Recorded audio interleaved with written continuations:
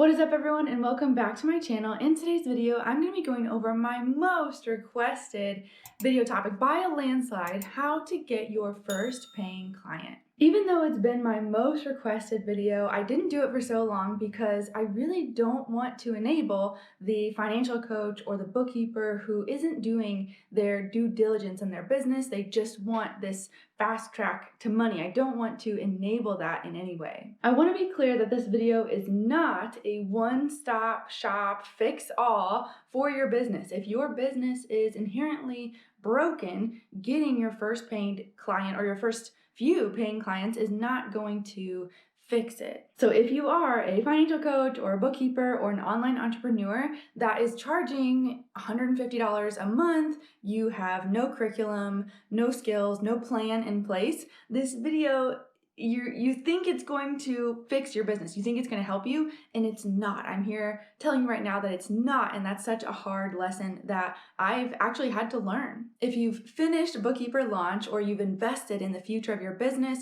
you've done your due diligence, you know that you can help people solve very specific problems, then this video is for you. And I also wanted to make a side note, I'm not going to be talking about beta clients in this video. That's a whole other subject. I'm going to assume that you've worked with beta clients for a very short amount of time. I've talked before in other videos how I'm a big fan of working for free for a very short, limited amount of time in order to gain social proof and gain experience. That is not what this video is about. In preparation for this video, I went back and counted up all of my 100 plus past and current clients to really see real life, where did I get my paying clients from? I think that real life experience is always so much more valuable on social platforms like YouTube because you can search all day long and find tons of videos on theoretical ways to get paying clients, but at the end of the day, they're just going to be theoretical. As a result, here's a graph that I put together for you guys showing where all of my clients have come from, and I find it very interesting and very diverse. Here's a completely separate video that I did, and I talk about how I started on LinkedIn and how I got all of my first paying clients from LinkedIn when I was just doing bookkeeping as my business. After that, I really started focusing on growing my Instagram following, and I started being intentional about the Facebook groups that I was joining. More recently in 2020, I've been focusing on growing my YouTube following as well as growing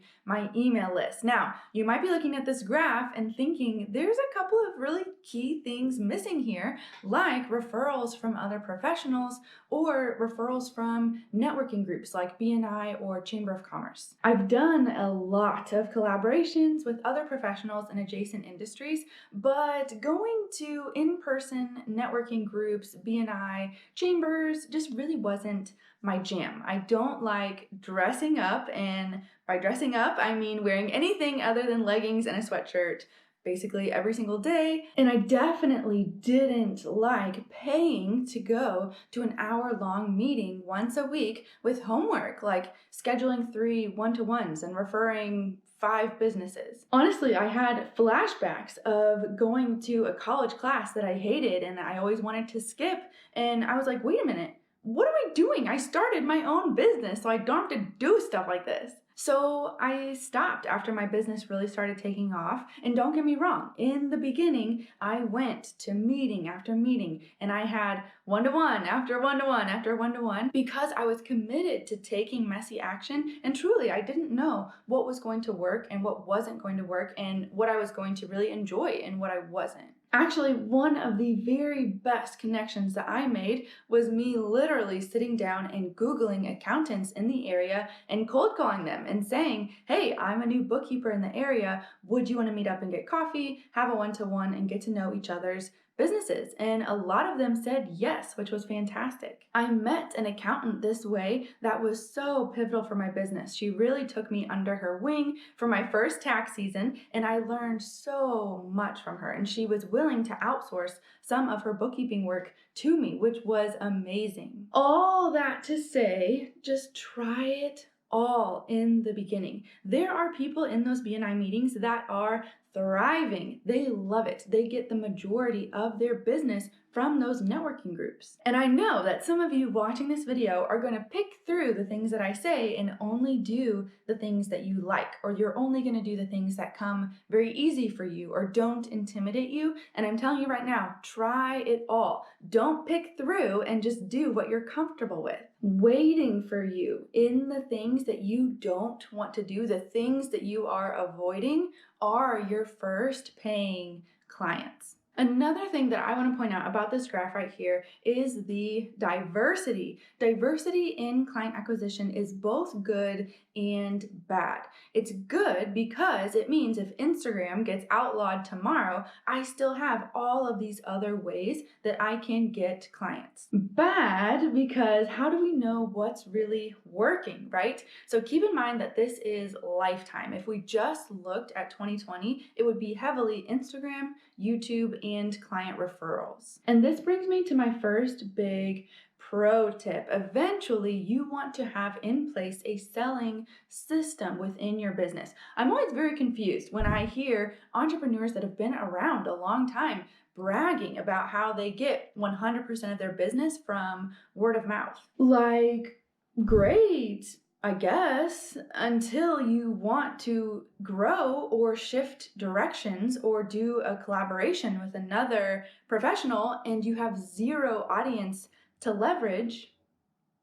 People that brag about this are thinking small. We are not thinking small, so don't ever envy that. With that being said, as we are working to grow our audience in the beginning of our business, we want to work to get in front of as many people as possible, and a lot of this is done through networking. I'll probably get some backlash at some point for saying this, but in the beginning, when you're working on your business, you don't have any paying clients yet, it's actually a very special and unique time in your business. And I know, hold on, hear me out. I know it's frustrating because you're not making any money yet, but it's a special time in your business because you literally just have to focus on one thing, talking to people, explaining what it is you do and what problem you solve. Once you start growing, once you have 5 clients and then 10 clients, and then you got to figure out how to scale and how to stop trading time for money, and then you got to figure out how to hire and how to outsource, and then you got to fire people, and you got to deal with customer service and technology problems, and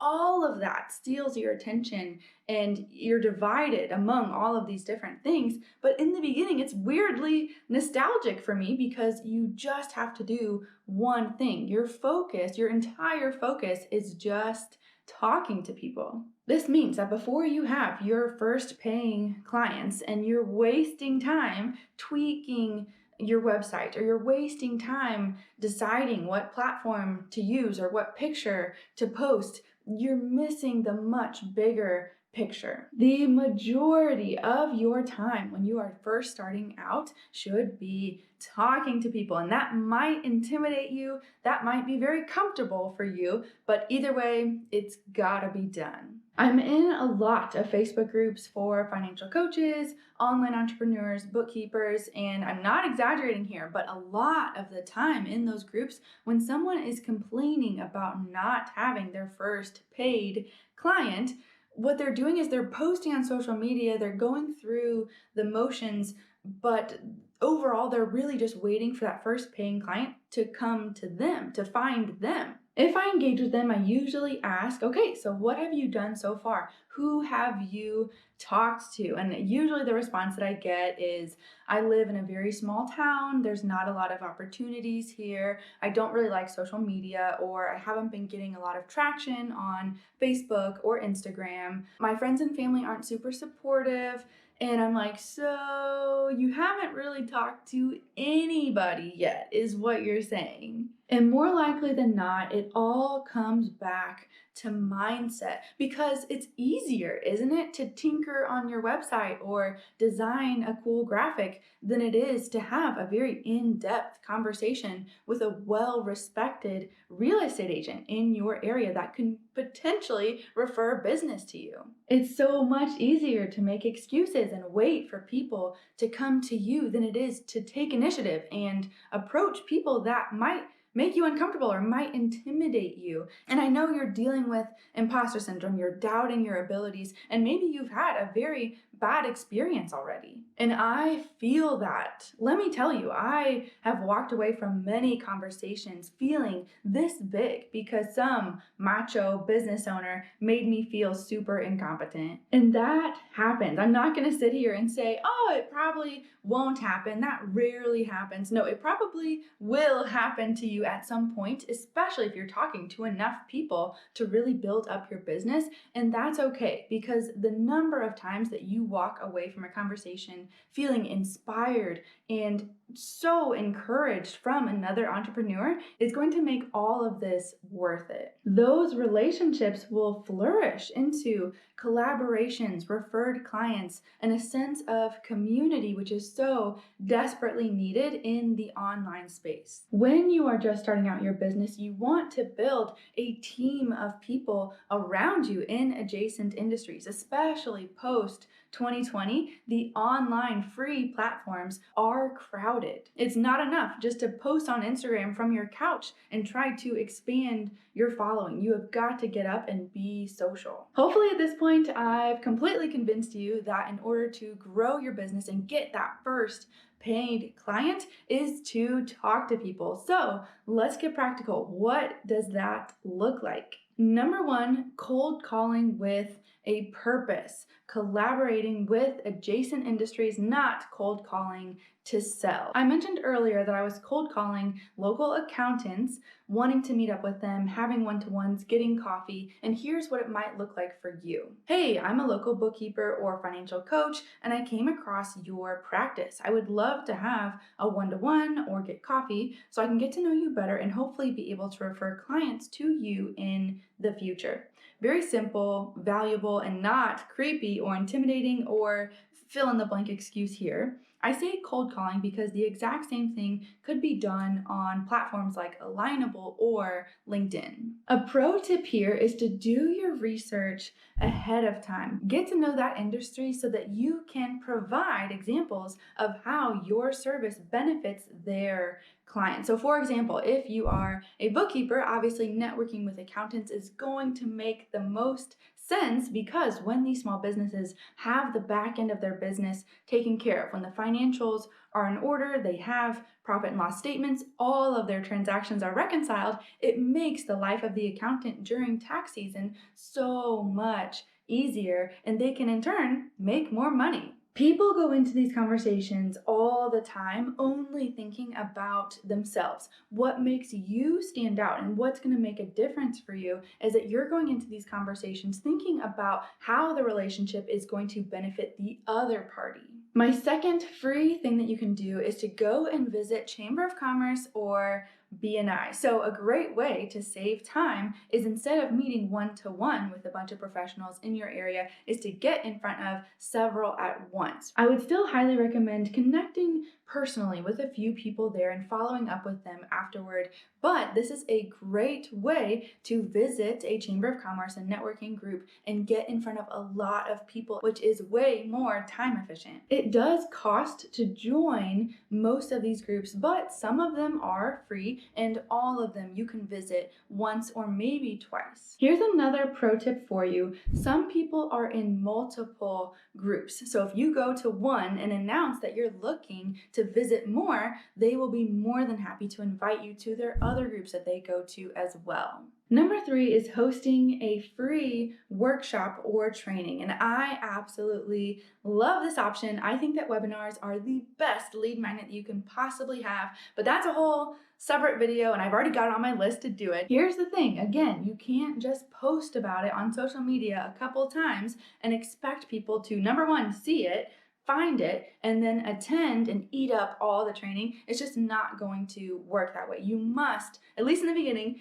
personally invite people that you know would benefit from this. And I know what the excuse is going to be for this one. I can already hear it. I don't know what topic to pick. And then the decision paralysis sets in. And here's my pro tip for you. You must do market research on the topic of the webinar. Your biggest fear, and this is valid, is doing all of the work, putting together the webinar, promoting, and then having no one show up. And I know that is a big fear and it could be a reality, but market research helps curb this. Do the market research first. Look in Facebook groups, talk to friends and family, talk to ideal clients. Since the webinar is going to be free, basically get a soft commitment up front and get the topics that they want to learn more about first, and then put all the work in because you know you're going to have people that are committed to coming. A free workshop that I did when I first started out was a first-time home buying seminar, and I did it with a real estate agent and a lender. It was so informative and valuable, and we had a great turnout, and that leads me to number 4. Number 4 is collaborating with another entrepreneur or professional in an adjacent industry to do a free workshop or training. Bookkeepers and financial coaches offer such niche services that are so widely needed. So many people need help in the back of their business and in their personal finances. So industry leaders are more than happy to invite us in and collaborate with us. If you have a great one-to-one with another professional, invite them to do a live with you or do a collaboration or a joint venture webinar. Zoom is really the least of our worries now with technology because everyone is familiar with it. So it should be a no-brainer yes from people that are a good fit. Number 5 is one of my favorites, and that is guest starring on podcasts. One of the huge pros of podcasting over YouTube is the collaboration element. Find new podcasts, do some digging, do some research, find some newer podcasts that have just started up. They're most likely looking for guests. I honestly wish that I had more time to devote to this because it's fun, it's super valuable to the listener, and both parties involved benefit. When you message the owner of the podcast, if you can be a guest, make sure you have a plan. Do your due diligence ahead of time. Listen to the episodes of their podcast and know specifically how you can add value. You want it to be an easy yes from them. If you just throw a blanket statement out there, ask them if you can be on their podcast, the answer is most likely going to be no. You're creating extra work for them and they don't even know you. But if you message them and you've done your research, you've listened to several episodes, you've done your research on the business, and you know that you could be mutually beneficial, put together a sample outline for them. Now you're making their life easier and they are way more likely to say yes. Once you've been on a couple podcast episodes, you can then have sort of a small portfolio that you can then share with future hosts when you ask, and that will help build up your credibility. Here are a few that I have been on over the past couple years, and I cannot speak highly enough of the hosts that invited me on. It was just a great experience, and I would highly, highly recommend this one for you. It takes some initiative, it takes some risk of being rejected, but I promise that this one is going to be worth the time and effort that you put in. Number 6 is starting your own podcast. So flipping number 5 on its head, you can also start your own podcast for free or for very little investment, and then you can invite other professionals onto it that would be mutually beneficial to your audiences. When you invite other professionals onto your podcast, make sure that you have very clear expectations on what is going to be expected of them. Do you want them to blast X amount of emails to their audience about the podcast? Are they responsible for posting X amount of Instagram or Facebook posts about the podcast as well? Make sure that they're promoting the podcast just as much as you are so that, again, it can be mutually beneficial. I mentioned earlier that a huge pro of podcasting over using YouTube is the collaboration element of it. Another huge pro is that you can literally write up a script and read it with good inflection and nobody's gonna know. Of course, eventually I think it'd be good to get away from the script reading and really use your own thoughts and your own voice. But in the beginning, use the script, get the podcast off the ground, and gain that public speaking experience later on. Number 7 is hosting a giveaway or a free challenge. And this can be a great way to get more eyes on your services and your offer. Host a free challenge, host a giveaway that is specifically beneficial for your ideal client. And that last part is really important. In the past, I've done $100 giveaways.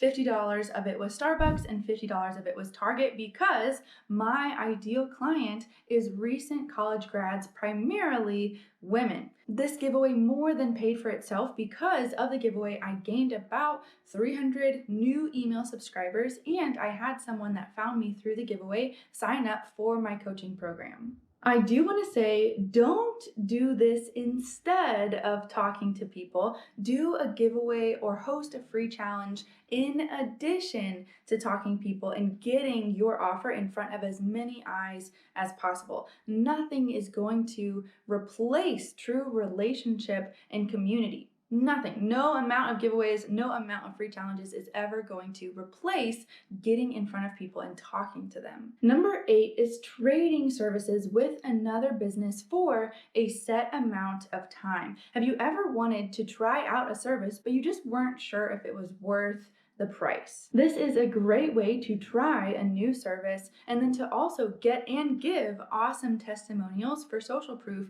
and hopefully upsell them into your program or into your service after the agreed upon time is up. If this makes sense for your business, how it works is that you would both agree to exchange services for a set amount of time, 30 days, maybe 60 days, and then at the end of that agreed upon time, you both have the option to essentially upsell each other into being a full paying client. I love this option because you only pay full price if you're happy with the service that you've received so far. This takes away essentially all of the risk that goes with the initial investment. Again, this may not make sense for what you offer. If there's a lot of work in the beginning of what you do, this may not make sense for you, but it's a great way to get that first paying client who is already satisfied with the work that you are doing. I did this with a photographer. I worked with her for financial coaching. She did some brand shoots for me for the business, and it was a great way to exchange services and both mutually benefit. And number 9 is not being afraid to talk to anyone that asks about your life or your business. Now, let me be clear, we don't want to be the guy that brings up their business when everyone is talking about football or something completely unrelated. We don't want to be that guy that just won't shut up about it. But on the other hand, think about all the times you go and get your hair cut and you've got 2 options. You can sit there and shoot the breeze or talk about the weather or whatever you usually talk about. Or when they ask how you're doing, you can talk to them about this business that you just started and what that has looked like for you so far. If you truly believe that your service changes lives, why wouldn't you want everyone to know? You're doing a huge disservice to them by withholding that information from them. There are so many ways to attract clients to your business, to get those first couple paid clients for free, not running ads, not spending money on crazy marketing gurus. And I know it can be discouraging when this doesn't come easy for you and it looks like it comes easy to other people. The best advice I can give you in that moment is to stay in your lane. Don't let comparison steal your joy from you, and don't let comparison discourage you and make you feel like you're not doing a good job. Do not compare your journey to someone else's. Talk to people, network like crazy, and get in front of as many people as you possibly can in the beginning. I cannot stress that enough. Don't forget to like this video if you got value today and subscribe to my channel. Like I mentioned earlier, I do have a video in the works that is going to be talking about how to use a webinar to grow your email list, so stay tuned.